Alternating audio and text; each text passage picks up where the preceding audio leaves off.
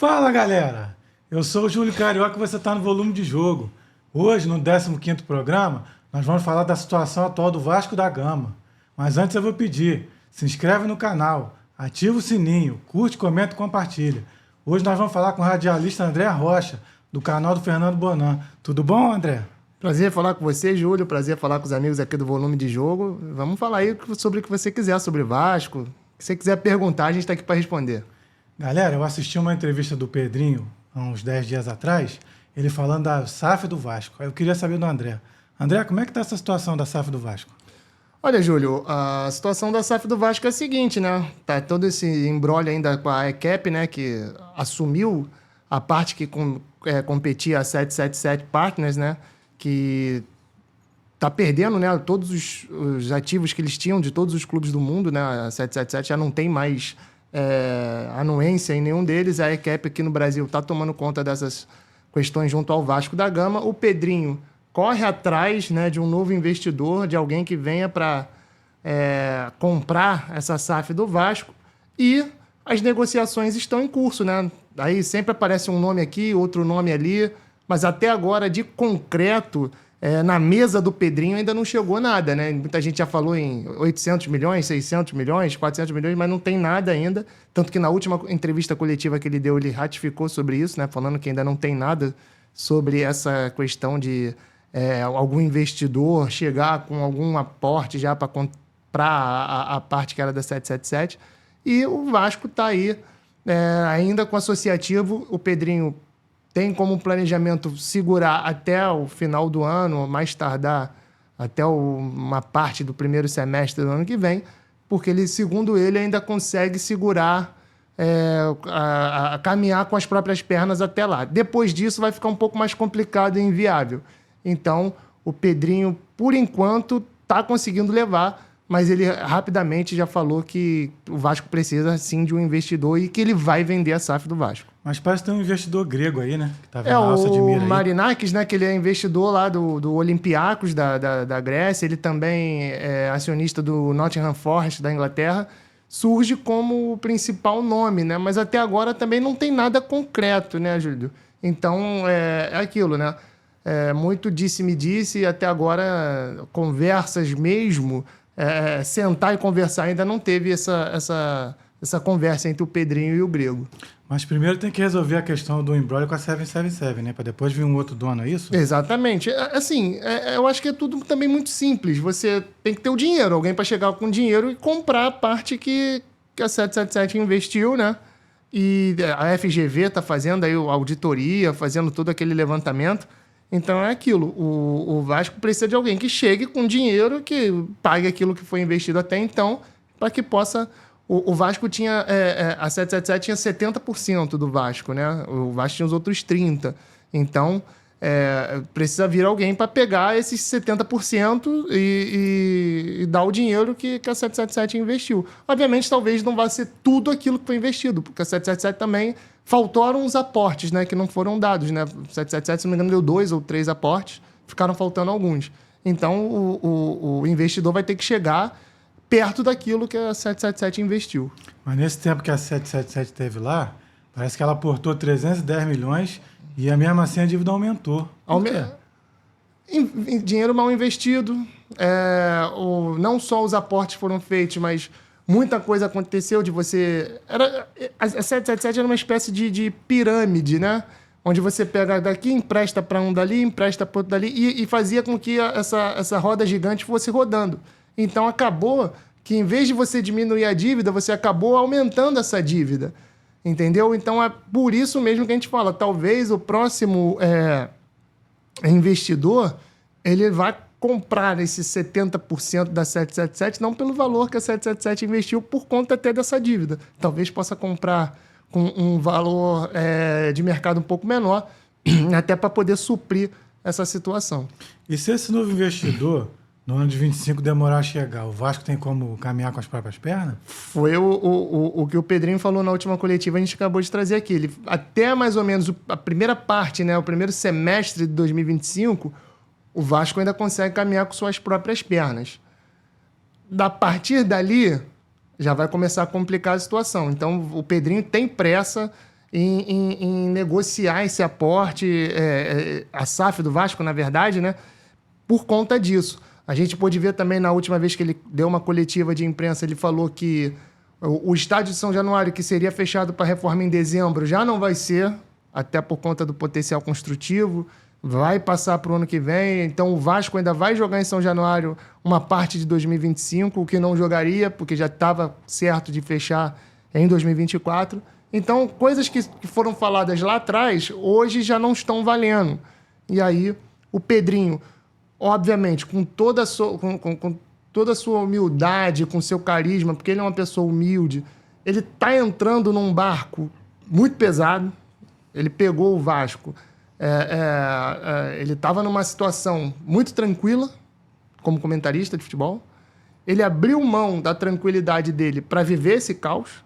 Ele está vivendo esse caos. Ele está vendo o que são os bastidores do Vasco da Gama.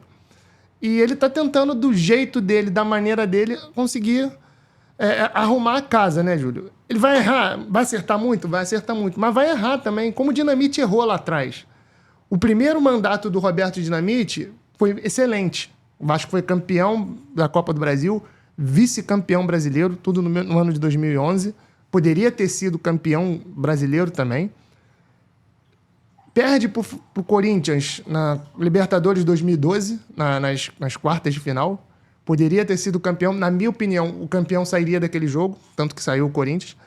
Já o segundo mandato do Roberto já não foi tão bom. Ele se viu sozinho na embarcação e o Vasco acabou rebaixado. Então, o Pedrinho está vivendo isso hoje. Ele está fazendo o que ele julga ser correto. Muita gente foi contra, e ele falou isso. Na semana do Vasco-Flamengo, que ele toma aquela decisão, o Vasco vai para o Maracanã, leva 6 do Flamengo. E aí, de lá para cá, muita coisa mudou. Teve mudança de técnico, o Álvaro Pacheco ficou 3 ou 4 jogos, foi mandado embora. Voltou o Rafael Paiva, que hoje já não é mais técnico do Vasco, foi demitido na noite de ontem. Então, o Pedrinho está vendo como é ser um dirigente do Vasco da Gama, vendo que não é fácil. Então, ele vai acertar, ele vai errar, mas o Vasco, segundo ele, precisa ser vendido o mais rápido possível. E o Vasco sendo vendido o mais rápido possível? As prioridades. Você acha que é pagar as dívidas, construir o São Januário ou construir o CT? Vamos supor, você está no lugar dele. O CT o dinheiro chegou. O que você faria primeiro? O CT, bem ou mal, já está lá, né? Já está, tem uma estrutura boa. O Vasco tem hoje uma estrutura boa no seu CT. Precisa de uma manutenção, obviamente. Mas hoje, o Júlio e amigos do Volume de Jogo, o Vasco precisa primeiro arcar com suas dívidas e sanar o maior percentual possível das suas dívidas. Tentar colocar o clube transitável no mercado. Porque a gente teve, por mais que... Eu vou dar um exemplo ruim aqui para os nossos amigos. A gente tem visto, e isso, lógico, lá na frente será cobrado. A gente tem visto aqui, o Vasco perdeu jogadores hoje para o Corinthians. O Pedro falou, o André Ramalho preferiu ir para o Corinthians. O Thales Magno preferiu ir para o Corinthians. Fizeram boas escolhas? O tempo vai dizer. O mercado está dizendo, o Corinthians está devendo Deus e o mundo aí. O Corinthians está sem credibilidade no mercado. O Vasco está tentando voltar a ter a credibilidade no mercado. Isso eu acho que é o mais importante. O jogador tem que querer vir jogar no Vasco. Tem que entender a história do Vasco. Eu falo muitas vezes que se eu fosse treinador do Vasco hoje, eu como treinador, eu pegaria os jogadores do Vasco e dava uma volta com eles em São Januário. E você já teve também na sala de imprensa de São Januário, você conhece, tem as fotos de todos os campeões e fala assim, olha só, gente. Tá vendo a história do Vasco? Vocês viram quem vestiu essa camisa do Vasco? O presidente Pedrinho foi campeão aqui. Felipe é o maior campeão da história do Vasco. Edmundo, Romário, Roberto. Esses estou falando de jogadores que foram criados no Vasco. Fora Bebeto, Carlos Germano também foi criado no Vasco. Fora os outros que não foram criados no Vasco, mas fizeram história. Juninho Paulista, Juninho Pernambucano, Mauro Galvão. E por aí vai. Tinha que botar isso na cabeça dos jogadores para eles entenderem o que é jogar no Vasco da Gama. Então, acho que é mais importante hoje, respondendo a sua pergunta, é sanar o mais próximo possível da totalidade das dívidas e voltar a ter credibilidade no mercado. E o Ryan, ele está mesmo cotado para ser vendido para a Eagle do Textor? Outro disse-me disse. Vai para lá, vai para cá. O Ryan, ele tem 17 anos, mas é um jogador que foi um dos mais cobrados, né?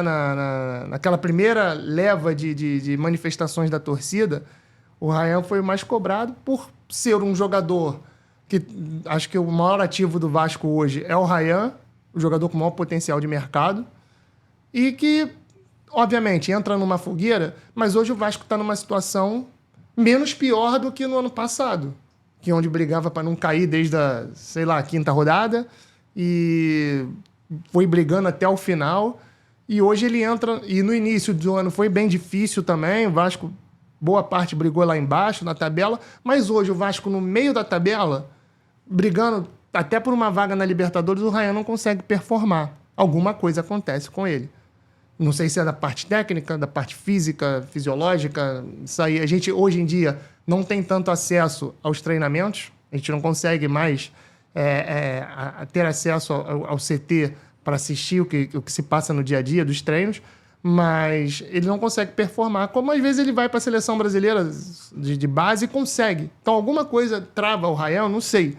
Mas ele tem mais coisa para mostrar e ele não consegue desenvolver. Falta um estalo para o Ryan para ele estourar, entendeu? É um jogador que é depositado muita confiança nele. E hoje o Vasco até antes não estava com tanta necessidade de venda. Até com o aporte da 777 ali, a gente conseguiu fazer algumas vendas. A gente, quando eu digo o Vasco, né? O Vasco conseguiu fazer algumas vendas no sentido de o Gabriel Peck foi vendido para a MLS por 10 milhões de dólares. Se fosse nos dias do associativo antigo, talvez seria vendido por menos da metade desse valor. Então, hoje, o Vasco volta a precisar vender. Então, se o Ryan hoje vale 25 milhões de euros ou de dólares, ele não vai ser vendido por esse valor. Vai ser vendido por 8, 9 ou 10. Então, o Vasco precisa... E se chegar a proposta, ele vai sair. Se o Vasco estiver na parte associativa, precisando vender, ele vai sair. Se o Vasco tiver um investidor já, aí o Vasco vai, tendo como segurar, vai vender por um preço mais próximo possível do valor que se pede. E no ano que vem, São Januário entrando em obras, o Vasco vai mandar jogos no Engenhão mesmo ou vai mandar em outros estados também? Olha, Júlio, o Pedrinho tem conversas com o John Textor, né? Já foi dito que poderia jogar no estádio Newton Santos, né? O Textor falou que cederia para o Vasco. Já se falou no Kleber Andrade, lá no Espírito Santo, né? Em Cariacica. Mas agora, seria viável para o Vasco ficar mandando jogos lá no Espírito Santo toda hora? Vai e volta, vai e volta, vai e volta. O desgaste com viagem, desgaste com tempo. Despesa, né? Despesa. Você jogar no estádio Newton Santos, ou até mesmo no Maracanã, fazendo um acordo com a dupla Fla-Flu, daria, né? Era um dos intuitos do Vasco. Era pegar a concessão do Maracanã, não conseguiu, né? A concessão foi para a dupla Fla-Flu. Então, o Vasco vai ter que arrumar um jogo. Já foi dito na Ilha do Governador, toda hora aparece um estádio para o Vasco jogar. Na minha opinião, volto a dizer, o mais viável seria o Vasco fazer uma parceria aí com o Botafogo e utilizar o estádio Newton Santos. Agora vamos falar do futebol, pessoal. E com a derrota de ontem para o Corinthians? Parece que o Paiva foi demitido, né? Sim. Quando que ele perdeu o comando, na tua opinião? Júlio, Parece que foram 4 derrotas foram seguidas. 4 né? derrotas seguidas. O que eu acho? O Paiva... Ele estava na hora de ser efetivado mesmo? Não, nunca fui a favor da efetivação do Paiva. Então explica aí para a torcida. Por quê, torcedor? Eu acho que o Vasco, o último técnico de bagagem que o Vasco teve foi o Ramon Dias. Foi o Ramon Dias. Sim, sim. O Vasco vinha de Barbieri, vinha... Não, o Jorginho também foi um técnico que teve história no Vasco. Não posso aqui esquecer do Jorginho, mas depois do Jorginho foi o Ramon Dias. Aí veio Barbieri, teve o Álvaro Pacheco não teve tempo nem de mostrar o trabalho dele. E o Paiva, ele estava no sub-20. É uma pegada... Eu costumo dizer o seguinte, Júlio, é igual um jogador. Quando você joga no sub-20, joga todo mundo mesmo nível. Todo mundo na mesma faixa etária, todo mundo ali que já se conhece há muito tempo, já se enfrentou várias vezes. Quando você vai pro profissional, a pegada é outra. Você vê que muitos jogadores, quando você fala assim, esse aqui do sub-17, do sub-15, vai despontar como craque.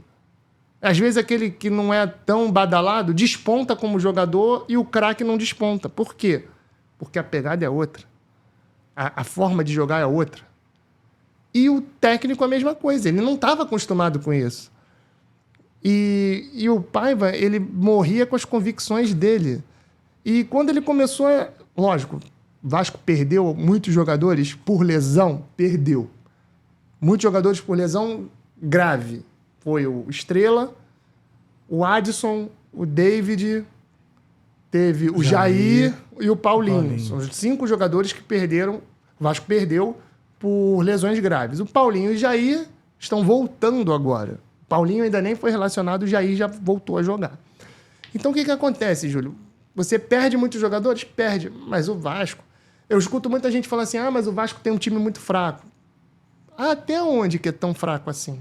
Um time que tem Felipe Coutinho, o elenco que tem Payet, o elenco que tem Verratti, você tem ali Sforza, que não foi um jogador barato. Você tem bons jogadores ali. Você tem o Lucas Piton, que vira e mexe é eleito um dos melhores laterais do campeonato. O Léo Jardim, que é um goleiro que até ontem foi convocado para a seleção brasileira. Puma Rodrigues, que joga na seleção do Uruguai. Então você tem bons jogadores. Tem o melhor elenco do campeonato? Não tem. Mas também não tem o pior. Tem elenco para tomar de 6 do Flamengo? Eu acho que não. Por mais qualificado que seja o elenco do Flamengo, mas é um clássico. Então, assim, tem elenco para... O Botafogo hoje tem um grande elenco, mas o Vasco foi engolido pelo Botafogo. O Botafogo só não fez 5, 6, 7 no Vasco porque tirou o pé. O Corinthians, acho que o Ramon Dias respeitou o Vasco pela história que ele fez lá, porque o Corinthians era para ter metido 5, 6 também no Vasco.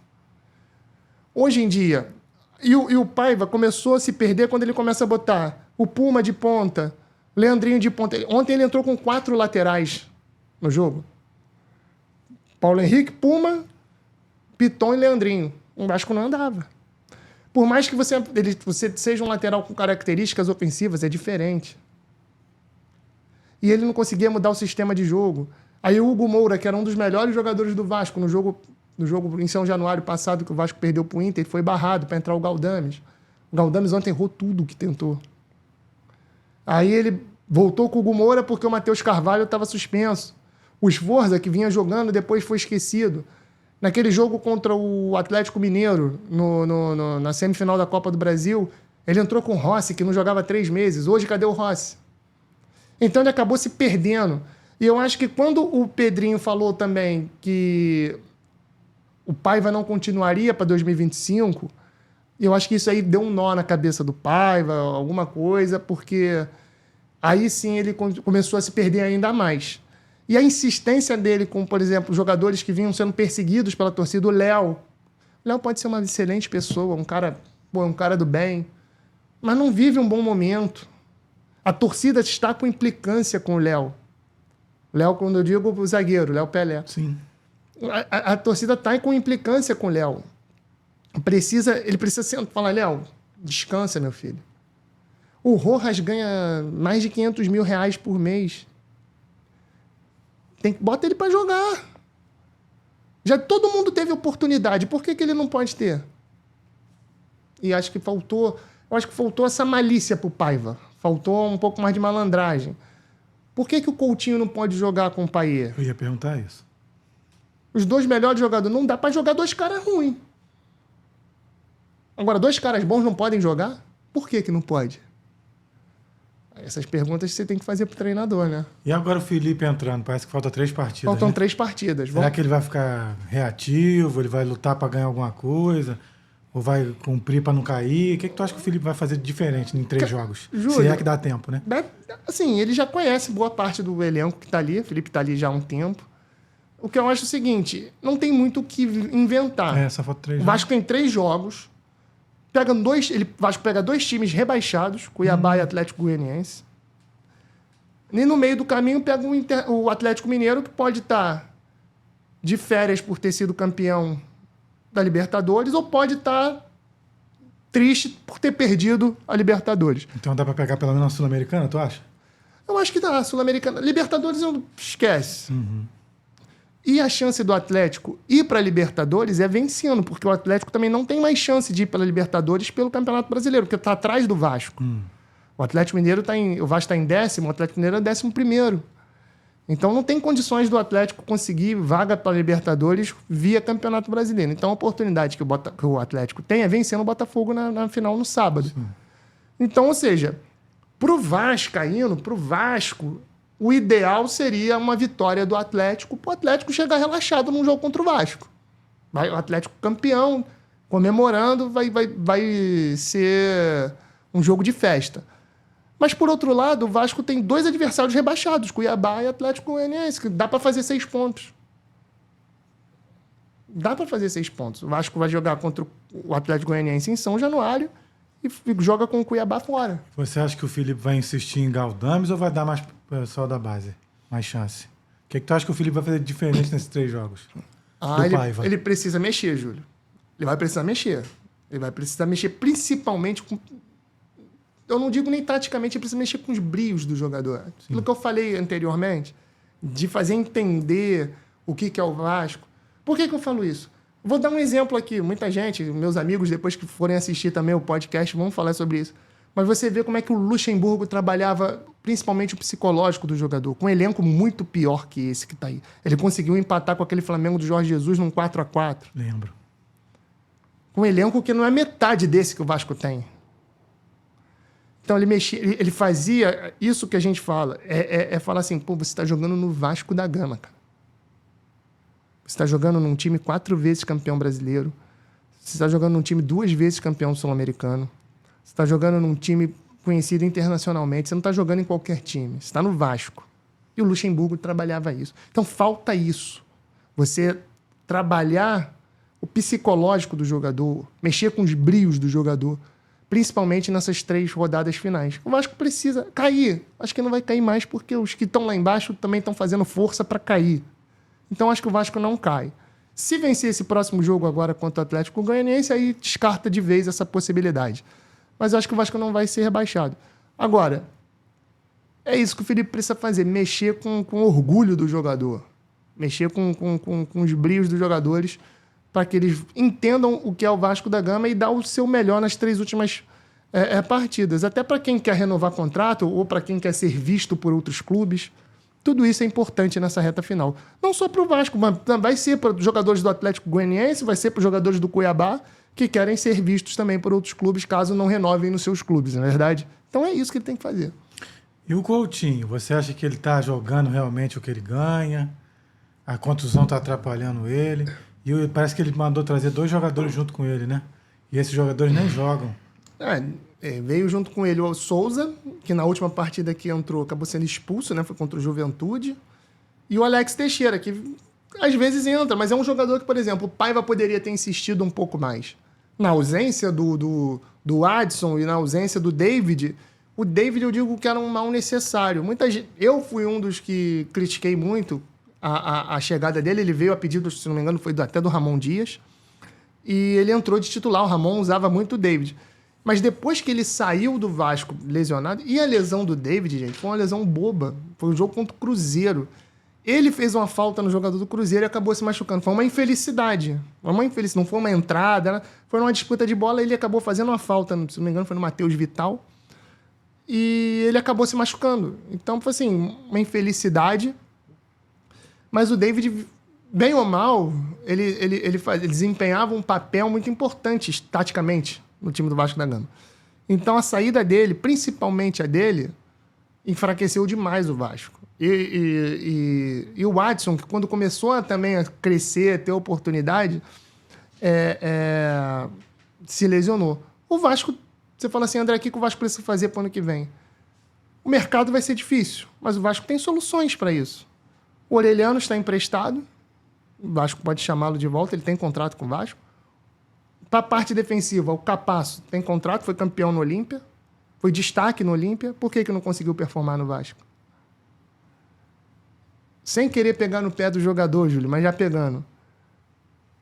O Capasso jogou com o Léo, não se deu bem. O Medel jogou com o Léo, não se deu bem. O João Vitor vem jogando com o Léo, não se dá bem. O Maicon jogando com o Léo, não se dá bem. Será que o problema são os outros? Ou é o Léo? Pergunta fica aí no ar para os nossos amigos aqui, que também puder responder. É isso. Então, assim, tudo o Vasco tem umas soluções até próximas que podem vir a salvar, assim, temporariamente, caso o mercado não esteja tão propício no ano que vem. E por que o João Vitor não se firma na defesa? Vou responder. E você falou do Coutinho. Do Coutinho, esqueci de perguntar. Esqueci de continuar no Coutinho. Coutinho será que não tá pagando muito, ele tá jogando menos? O Coutinho, ele veio de uma liga mais fraca que a liga do Catar. Sim. Tava jogando no Catar. É uma liga que você treina menos, você joga menos. O ritmo de jogo, a intensidade de jogo é menor. Entendeu? Uhum. Então, eu acho o seguinte... Cobrar do Coutinho... Lógico, a gente cobra de quem tem qualidade para apresentar. Mas eu falo assim... Quando o Everton Ribeiro vem pro Flamengo em 2016... Ele chega no Flamengo no meio da temporada. Igual o Coutinho chegou no Vasco. Não consegue performar tão bem. Ele começa a performar a partir do ano de 2017, quando ele começa a fazer a pré-temporada com o elenco, o Flamengo reforça o time, e aí ele consegue desenvolver o seu futebol. Porque ele também vem de uma liga mais fraca. Ele vinha lá da Liga Árabe, da Liga do Oriente Médio. O Coutinho, a gente tem que ter um pouco de paciência com ele, por conta das lesões, porque a liga lá era mais fraca, a exigência é menor, ele se cobra muito, o Coutinho se cobra muito. Qualidade, todo mundo sabe que ele tem.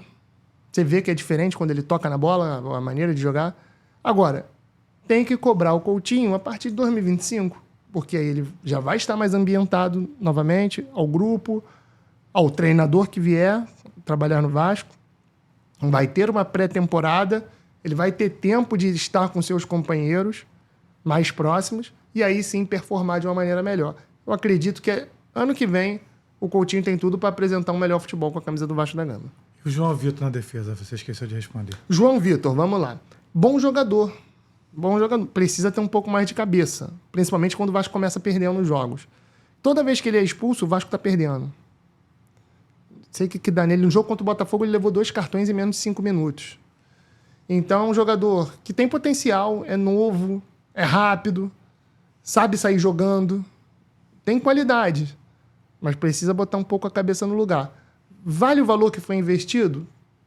Acho que poderia ter contratado ele por um valor um pouco menor. Mas ele não tem culpa, né? O Benfica chegou, falou que ele valia X, o Vasco pagou. Aí não tem como questionar. Mas é um jogador que eu vejo futuro nele. Eu vejo que ele tem potencial para ajudar o Vasco. E pro ano que vem, caso o investidor não chegue, você apostaria na base, nesses jogadores aí que você citou, Estrela, ou contrataria jogadores mais baratos, mas não tão conhecidos? Se você tivesse no lugar dele, o que você faria? A gente fala que a gente tem que ter... qual é a palavra que usa? Criatividade no mercado. Entendi. É a palavra clichê, né? Que todo mundo usa. Você tem que ser criativo e você consegue montar bons times. Você viu o Fortaleza. É um bom exemplo. Ele está em 3º lugar, 4º lugar agora, para 4º lugar. O Inter passou.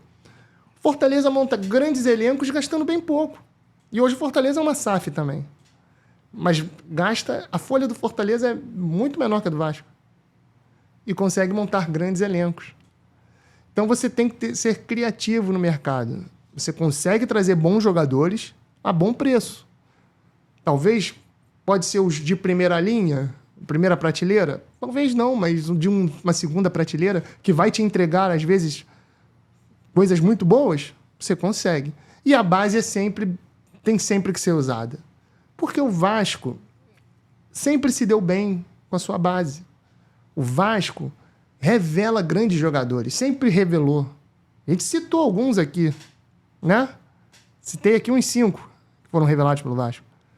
Então, e vinha revelando bons jogadores. O Estrela é um excelente jogador. Esse Leandrinho, excelente jogador. Teve um menino que fez um gol lá contra o Internacional no jogo de ida do primeiro turno, é Lincoln. Por que ele não joga, gente?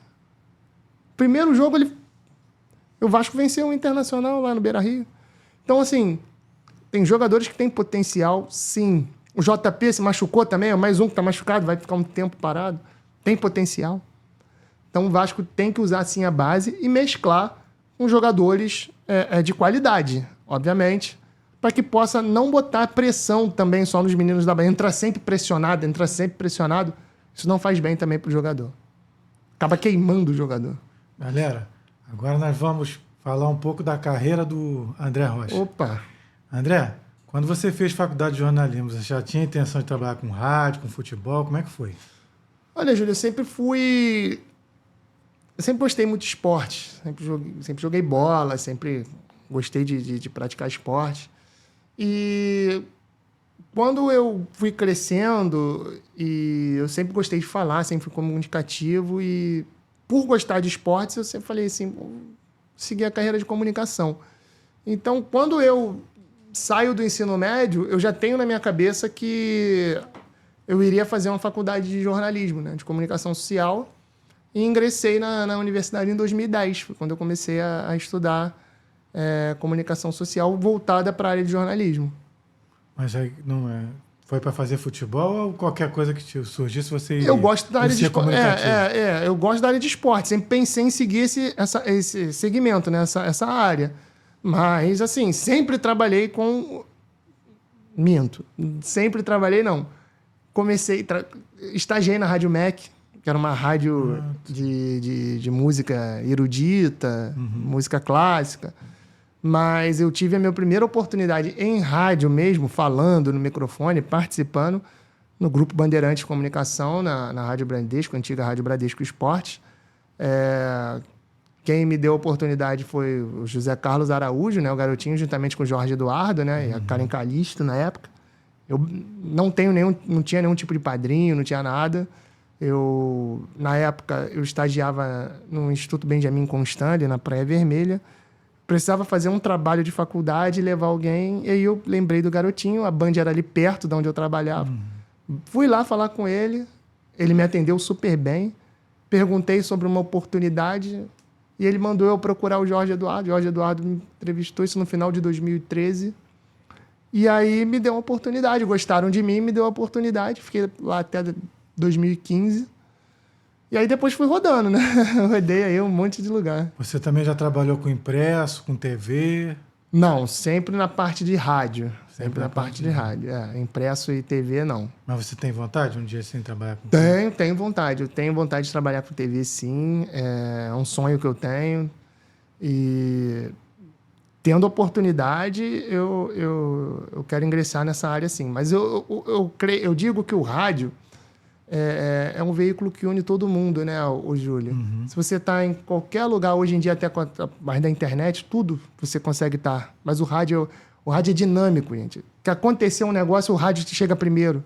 A internet você precisa digitar, precisa botar um impresso, você precisa que saia ainda no outro dia. O rádio te dá na hora. O trânsito, a notícia em tempo real, tudo. O rádio é muito dinâmico. Eu cresci ouvindo rádio através do meu padrinho, dos meus tios. Então, eu cresci com essa essência do rádio.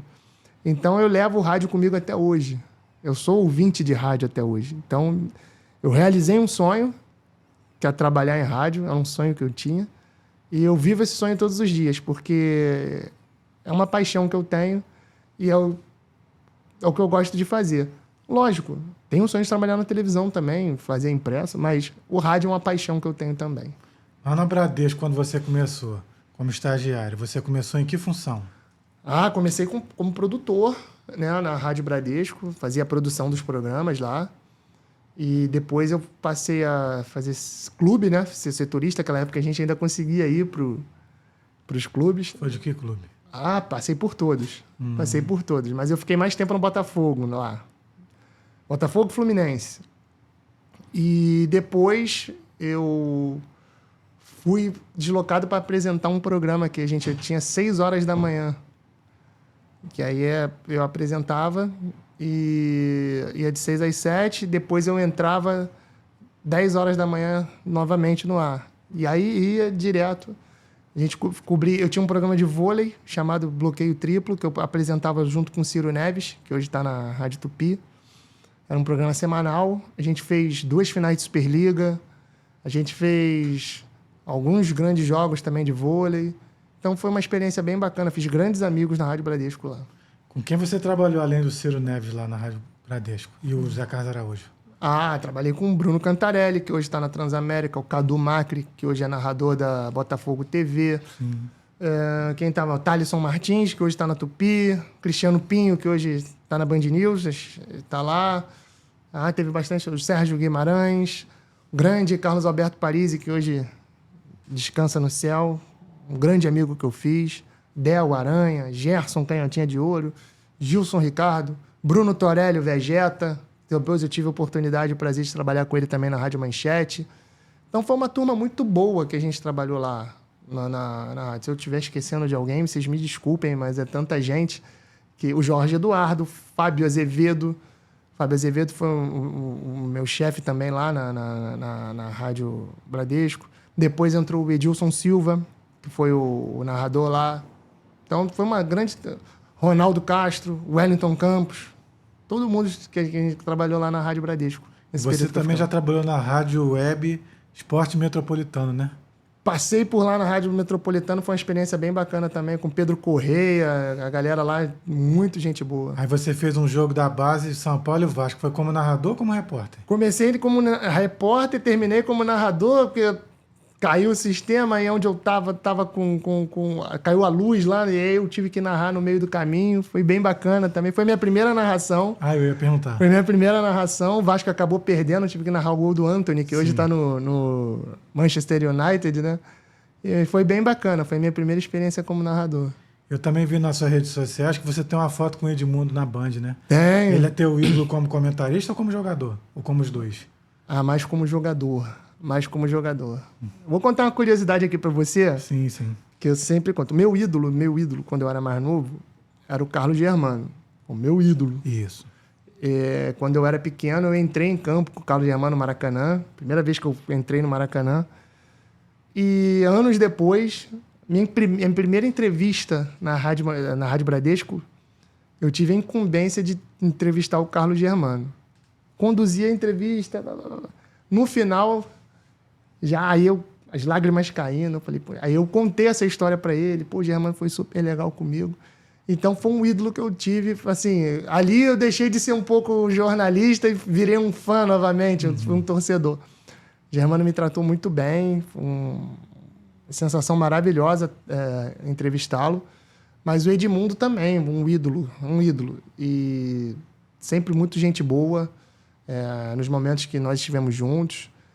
Pedrinho, presidente do Vasco, foi nosso companheiro na Band também. Trabalhei com o Pedrinho, com a Fernandinha Maia, que hoje está no SBT. Mas aí, no caso, foi na Band TV ou na Band? Na Bradesco Esportes FM. Bradesco Esportes FM. Todos eles. Entendi. Então foi uma experiência muito bacana. Zinho, Branco, todos eles passaram por lá também. Sandro Gama, gente boníssima. Você já transmitiu o jogo da Champions League também, né? Sim, como repórter. Como repórter. Como repórter. E como é que faz para saber sobre esses times? Porque a gente não tá...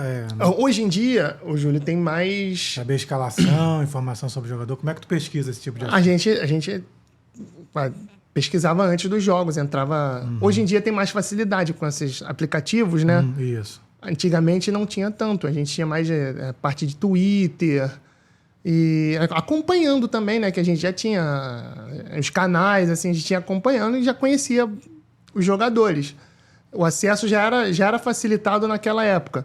E aí a gente sempre, com o nosso conhecimento, com o nosso estudo, a gente ia sempre pesquisando e conseguia fazer os jogos. Mas se tivesse que escolher, você prefere jogo do Brasil ou jogo lá de fora?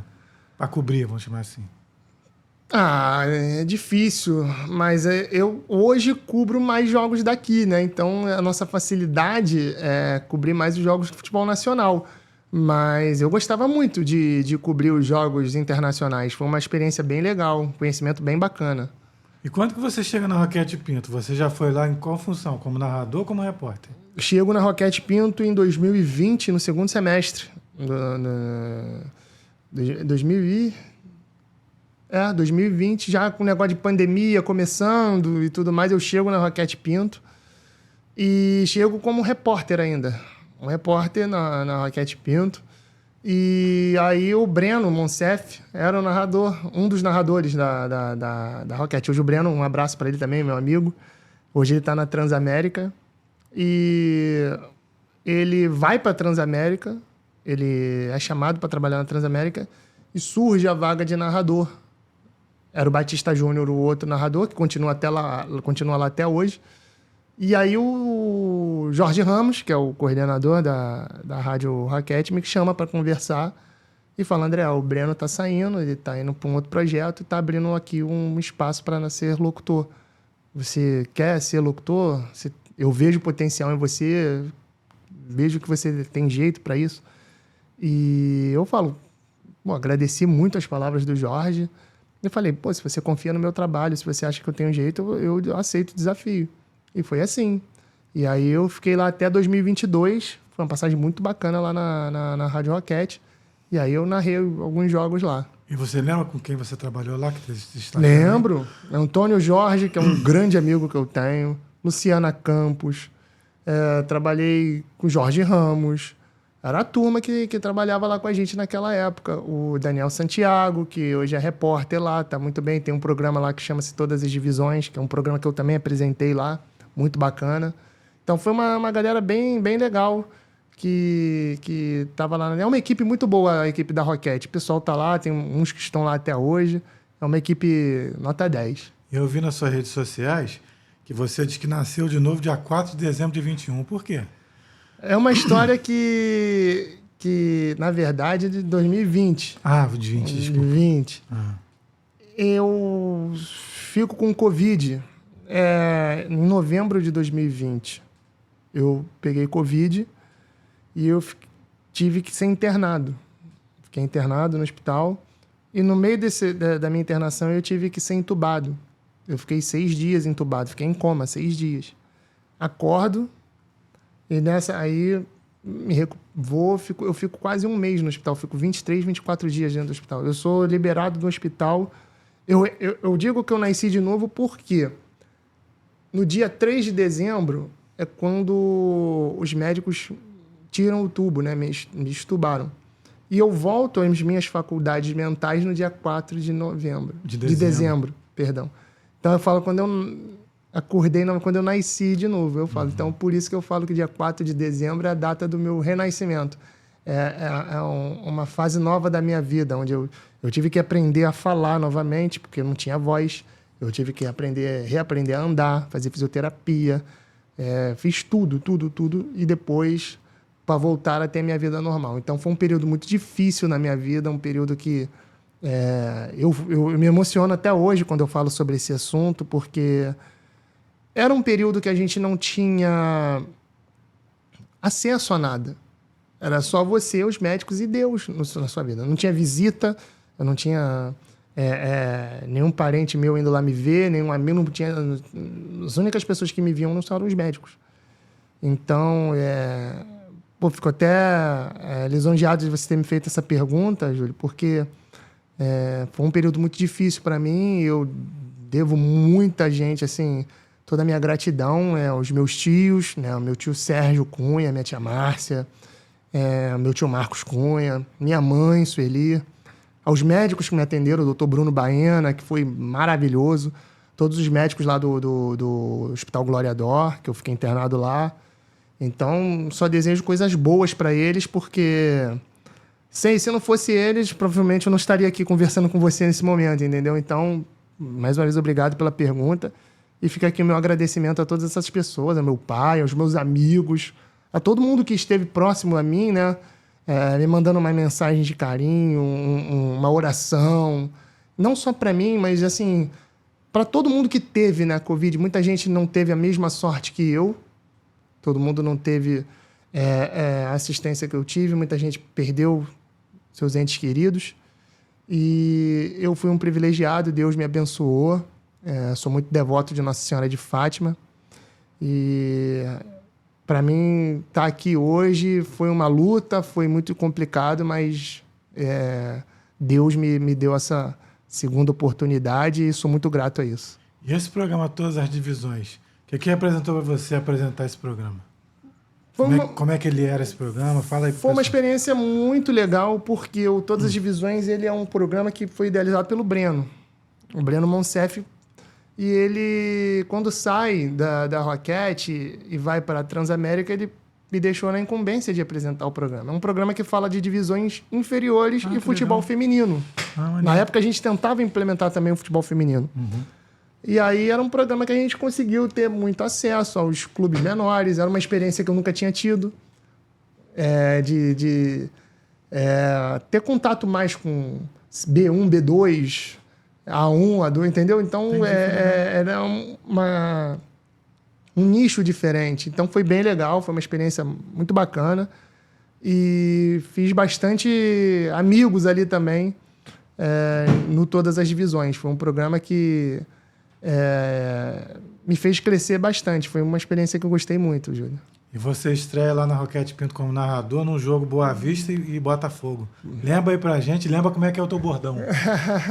Olha, pra quem não te conhece, né? Poxa, nem eu lembrava que tinha sido nesse jogo. Mas eu sempre falo, quando sai o gol, eu falo, tá no gol! Quando eu narro, né? Poxa, bem lembrado, foi um jogo do Boa Vista e Botafogo. Se eu não me engano, o Matheus Nascimento faz 2 gols, eu não sei se foi esse jogo. Mas foi bem bacana, lógico, mesmo você já tendo um pouco de experiência, fica aquele nervosismo, tudo normal, né? Mas foi bem legal. Eu, se eu não me engano, estava com a Luciana Campos nesse jogo. Era ela. E se não foi ela, foi o Antônio Jorge. E o Daniel Santiago comigo. Mas foi bem bacana. Eu gostei muito de ter narrado e a experiência é boa. Um friozinho na barriga normal, mas foi legal. E conta do ano passado, você fez parte da equipe da Rádio Manchete. Lembra aí quem trabalhou com você, o que representou para você? Mesmo pouco tempo trabalhando nessa rádio. O que você pode falar para o pessoal do Volume de Jogo aí? Então, Júlio, foi uma experiência muito legal. Eu recebi o convite através do Vegeta, né, do Bruno Torelli, que é uma pessoa que é um amigo meu desde a época de Bradesco Esporte. A gente já tem amizade de mais de 10 anos. Nos conhecemos lá, nos tornamos amigos. E ele me liga e, a princípio, eu comecei como produtor do programa que ele tinha. Ah, tá. Ele tinha um programa no horário do almoço. Parecia que tu já tinha começado como narrador. Não. A equipe de narração lá estava o Carlos Borges. O Borges é uma figura maravilhosa também. O Fernando Bonan, que se tornou meu amigo a partir dali. Eu só conhecia o Bonan de ouvi-lo, né? De escutar na rádio. Fernando Bonan se tornou um amigo meu, pessoal. Hoje a gente trabalha junto. E tinha o Rodrigo Campos, de narrador. Então o time era só tinha fera, né? E de repórter, comentarista, você lembra? Isso. Aí repórter, quando começa, tem o Wilson Pimentel, Cassiano Carvalho, Ricardo Oliveira e Márcia Magalhães. Conheço de nome. Eram esses os repórteres. E eu entro para fazer o programa do Vegeta, que era um programa de meio-dia, que era o Fome de Bola. Era um programa de bate-papo, sempre tinha uns convidados. E eu faço parte desse programa com ele. Eu participava mais internamente, falava no microfone, no rádio, mas a partir de interatividade, contato com a galera e tudo mais. E aí, quando muda a parte de chefia da Manchete toda, e quando assume a equipe de esportes, quem passa a assumir é o Cassiano Carvalho com o Wilson Pimentel, eles me dão a incumbência de ser setorista do Fluminense. Ah, que legal. Aí chega no time o Gabriel Andreso, que hoje está na Rádio Tupi. Chega o João Santoro para trabalhar como setorista do Vasco. Fica Ricardo Oliveira como setorista do Botafogo e eu como setorista do Fluminense. No Flamengo era o... Quem estava no Flamengo? Agora me fugiu o nome. Me fugiu o nome de quem estava no Flamengo. Me desculpem, meus amigos. A memória não está tão boa assim. Mas eu já vou lembrar. O André Luiz. André Luiz, que era da Rádio Globo, assume a reportagem do Flamengo. E aí eu peguei aquela campanha do Fluminense, campeão da Libertadores. Então você chegou a cobrir a final? Cobri. Olha, Eu, que Fernando maneiro. Bonan, Cassiano Carvalho, Wilson Pimentel. Fernando Bonan foi o narrador? Fernando Bonan foi o narrador. Olha, que legal. Então nós estivemos no Maracanã na final entre Fluminense e Boca Juniors. Foi uma experiência maravilhosa. Só tenho a agradecer. Quem estava à frente lá era o Rafael de França, né? Que era o idealizador do projeto, juntamente com o William Chaves, né? E também com Marco Túlio. E no início, quem estava no projeto como a parte de chefia era o Vegeta com o Beto Júnior. E aí o Betão, por questões aí de agenda e tudo mais, acabou não dando continuidade. E aí o Vegeta também, por outras questões, acabou saindo. E o Cassiano e o Wilson Pimentel assumiram. Aí tinha o Cláudio Afonso como comentarista. Quero deixar um grande abraço para o Cláudio Afonso, é meu amigo. Também passou por uma aprovação muito grande na vida dele. E graças a Deus ele tá se recuperando, tá bem, fico feliz em vê-lo. Cláudio Afonso, que eu trabalhei com ele na Roquete Pinto.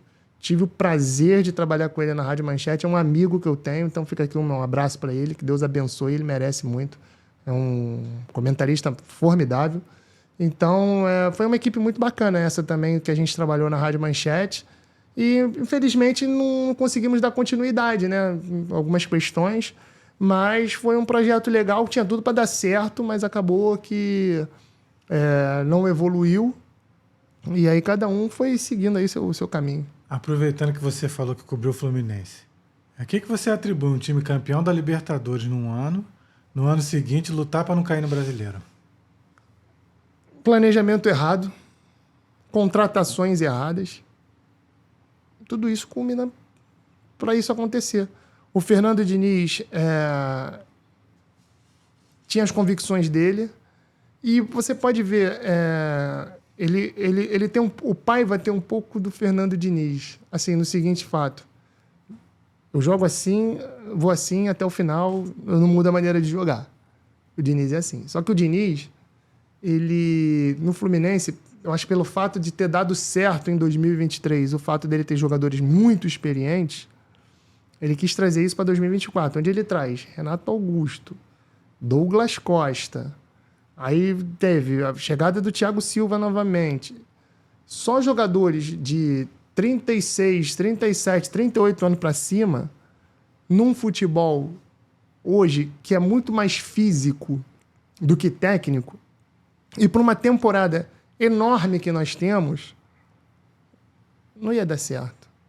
Quando ele sai e vem o Mano, o que o Fluminense fez? O Fluminense vendeu o André, porque já estava desde o ano passado. O André vai ser vendido, o André vai ser vendido. Ele perde o Nino, ele não tinha uma reposição. Até o Thiago Silva chegar. Muitas vezes o Fluminense pecou por isso, por não ter contratado. Trouxe o Antônio Carlos, mas que nunca caiu nas graças da torcida nem dos treinadores. Tanto que ele não é titular ainda hoje. O Thiago Santos foi deslocado para a defesa, né? Para a zaga. Ele é um volante de origem e até então fica ali. Thiago Silva, Thiago Santos. Ou Felipe Melo, Thiago Santos. E vai revezando. O Antônio Carlos nunca consegue jogar. Aí, Manuel, que voltou do doping, mas também não joga sempre. Teve o David Braz, que foi negociado. E aí você tem Marcelo, que acabou de sair agora. Samuel Xavier, você tinha uma defesa. Fábio, 43. Samuel Xavier, já com seus 30 e pouco. Thiago Silva, 40. Felipe Melo, 41. Marcelo tinha 36. Olha a defesa como é que estava. Aí vinha o meio campo. Tinha o André e o Martinelli, são mais novos. Aí você vinha Renato Augusto, Douglas Costa, Arias, era o mais novo, e Cano, mais um veterano. Você vê que a média de gols do Cano caiu consideravelmente esse ano. Perdeu espaço para o Cauã Elias. Então tá aí, o planejamento não foi errado. Aí quando o Mano chega, que começa a reformular o elenco, aí chega o Bernal, chega o Kevin Serna, chega... Você tem o Marquinhos, que estava na seleção, estava voando até se machucar, está voltando agora. E muitas vezes o Diniz usou de forma errada, usando ele de lateral direito. Ele canhoto, né? Então, quando o Mano começou a moldar o time deu uma melhorada. Peca muito? Peca. Por quê? Você não pode mais errar. Porque o Fluminense, empatou o último jogo. Tava perdendo, conseguiu empatar no finalzinho. O gol até do Cano contra o Fortaleza. Se perde aquele jogo, se complica ainda mais. O Fluminense tem 37 pontos. Tem mais 9 a disputar. Pode chegar a 48. Não é isso? Então tem que fazer ponto. Se não pontuar nos próximos 3 jogos, aí se complica. Mais ainda.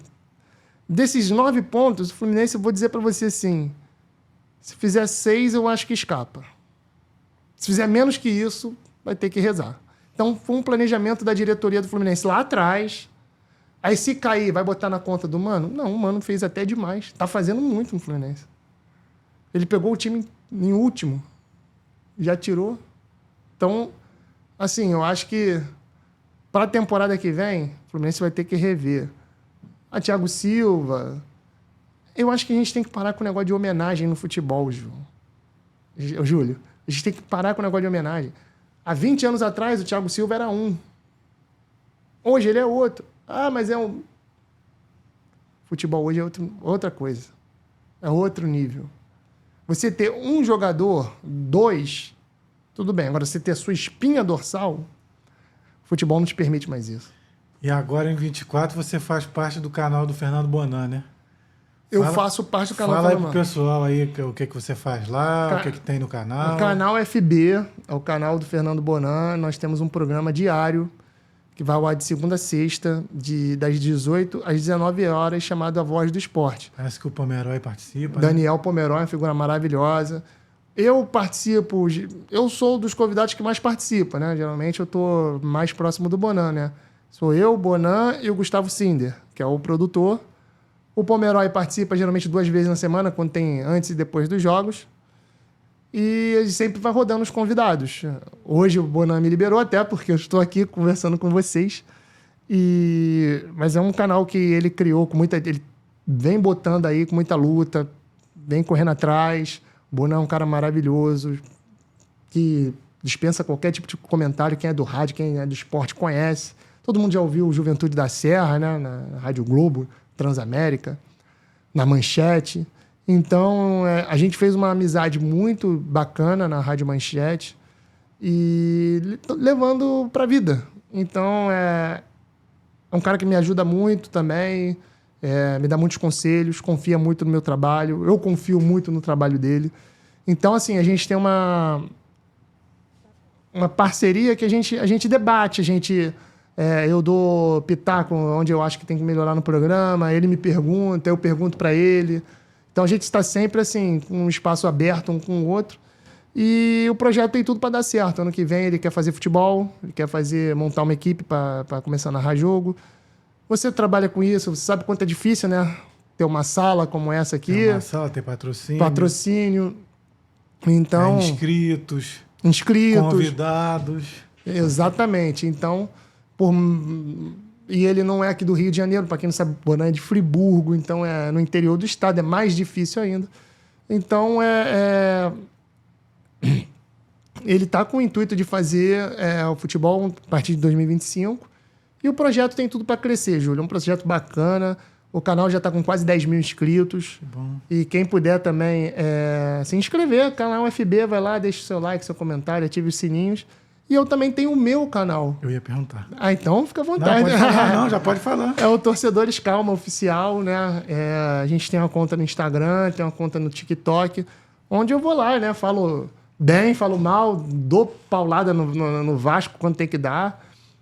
Já dei aqui as pauladas hoje, que o Vasco jogou muito mal contra o Corinthians ontem. O Paiva foi demitido, vem Felipe Maestro aí para os últimos 3 jogos. Então, eu tenho lá também no TikTok, Torcedores Calma OF, né? E no Instagram, o Torcedores Calma Oficial. Por que OF? Porque eu tinha uma conta que eu perdi, antiga, e eu tive que criar um novo e estou recuperando ela. E qual foi o jogo que você mais gostou, assim, a cobertura melhor que você fez até hoje na tua carreira? Júlio, é difícil, né? Porque acho que todas as coberturas que a gente tenta fazer o nosso melhor, a gente faz com amor. Eu falo assim... Quando você escolhe uma profissão, eu falo por mim, né? Quando eu escolhi o jornalismo, eu escolhi por amor, porque eu gosto. Eu já perdi Natal, Ano Novo, já perdi Carnaval, já perdi Dia das Mães, tudo trabalhando. Então a gente faz por amor. Então, assim, eu entro para cada cobertura que eu faço, eu procuro fazer da melhor maneira possível, se for um jogo que não vale nada, para um jogo de título. Acho que, principalmente gente que trabalha no rádio, eu preciso passar a mesma emoção num jogo comum como numa final, porque eu sou os olhos e os ouvidos de quem está me escutando naquele momento. Eu digo, eu sempre falo para todos os meus amigos que, na época que eu estava na Roquete, eu recebi no meu Facebook uma mensagem de um amigo. Amigo que eu digo amigo do rádio, porque ele era um ouvinte da Rádio Roquete. E todo mundo que nos permite entrar em sua residência ou que nos dá uma carona, né, no dia a dia são nossos amigos. Então, eu recebi de um amigo uma mensagem assim: então você é o Arrocha, né? O André Rocha da Rádio Roquete. Poxa, eu fico muito feliz, eu te escuto sempre. Você é os meus olhos e meus ouvidos, porque eu não enxergo. Ele era cego. Olha. E ele, admiro muito o seu trabalho. E aquilo, para mim, foi uma maior conquista que eu pude receber. Você ter o seu trabalho reconhecido por uma pessoa que, infelizmente, não consegue enxergar, mas que a sua voz, a sua emoção traz emoção para ele. Então, todas as coberturas que eu pude fazer até hoje são especiais. Desde a minha primeira final, que foi uma final de Superliga, no ginásio Maracanãzinho, até a última agora que eu cobri Fluminense e Boca Juniors, para mim todas elas são muito importantes. André, você gostou do volume de jogo? Não, sensacional o programa, leve, um bate-papo bacana, você aqui me recebendo muito bem, fico muito feliz de estar aqui com você, Júlia. Voltaria outras vezes? Meu WhatsApp está aí, meu contato está com você, sempre que precisar pode me chamar, pode me contactar e eu, tendo disponibilidade, estou aqui com você. Galera, o volume de jogo de número 15 está terminando. Se inscreve no canal, ativa o sininho, curte, comenta e compartilha. Um abração.